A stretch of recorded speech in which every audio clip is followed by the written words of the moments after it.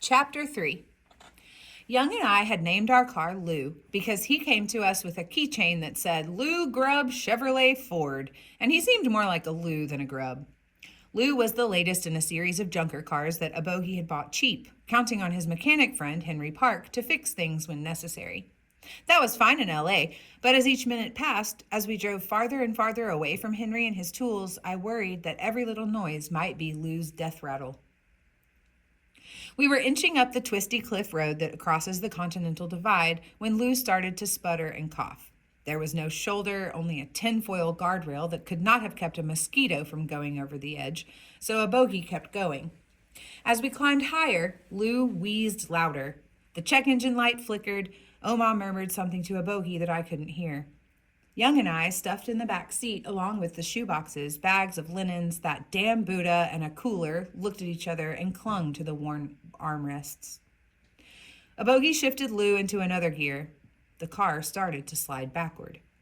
Young grabbed my hand. Rocky crags we'd passed seconds earlier were now passing us. I touched the Buddha's nose.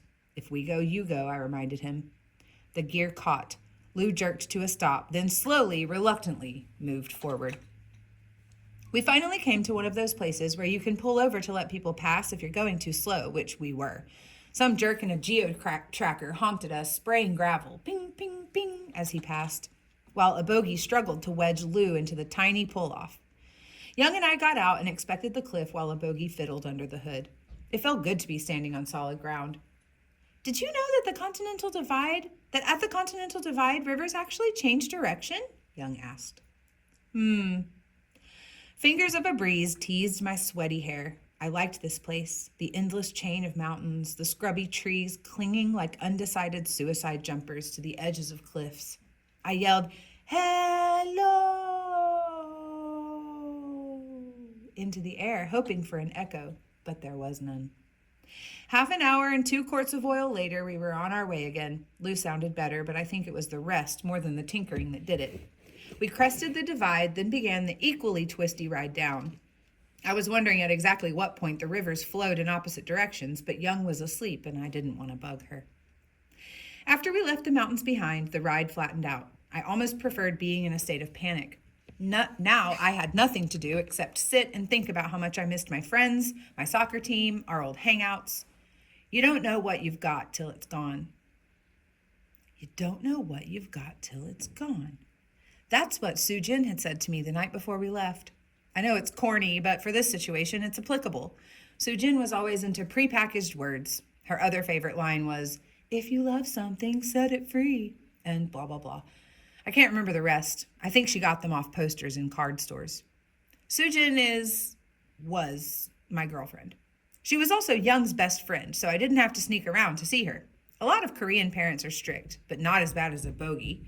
He decreed dating totally off limits until college. Who is he kidding? Even though I got to see Soo Jin a lot, our dating possibilities were pretty limited. For just the two of us, there were no movies, no neighborhood restaurants, no places to just hang out. The Korean CIA, which consisted of anyone's nosy parents, grandparents, and bratty younger brothers and sisters, might see us and report to a bogey. We had been going out a record 2.5 months, but that meant 5 dates tops. What I liked best about her, I think, was her hair. While most of the girls we knew wore theirs long and straight or in these poodly perms, she wore hers short and shaggy. It was a mess, and it looked great on her. I liked her a lot, I have to say, and I think she liked me a lot too. Who knows what would have happened between us? I'll never know. There's so much I'll never know, like if I would have been the star wing on the Alameda County soccer team this year. Manuel had introduced me to the team, a bunch of guys who'd started out playing in the garbage-strewn park by us, but were now climbing up in the city ranking. A bogey almost didn't let me play soccer. He thought it'd take too much time away from studying, and it wasn't something smart, college-bound Korean boys did, only Latinos who ended up working in Korean stores for peanuts. You can see why a bogey and I don't always see eye to eye. Lucky for me, there were 2 Chinese guys on the team, Calvin and Curtis Tom. Calvin ended up going to Yale. I told a bogey he'd gone there on a soccer scholarship, although I wasn't sure if that was the case. I almost didn't go to my last practice because I was so busy packing and I was afraid it would make me too sad. But then I decided I owed it to Manuel and the team, so I went. I was flying at that last one. I played as hard as I had the day I tried out. By the time we quit and flopped on the ground, my blood was taking an express trip around my body. My lungs were gasping for air, and I knew I would probably never feel as happy in my whole life as I did at that moment. Yeah, I remember how the guys looked when Manuel told them I'd be leaving, and then how he surprised me. A red and gold jersey, Alameda Eagles, number 11. It was beautiful. No one on the team will ever wear number 11. It's always the number of our compadre, Chan. Claro? Claro. I ran up to Manuel and grabbed him in a bone-crunching hug. He smiled. He smelled like sweat and chilies. Then I basically ran the whole way home because I just couldn't stay there anymore.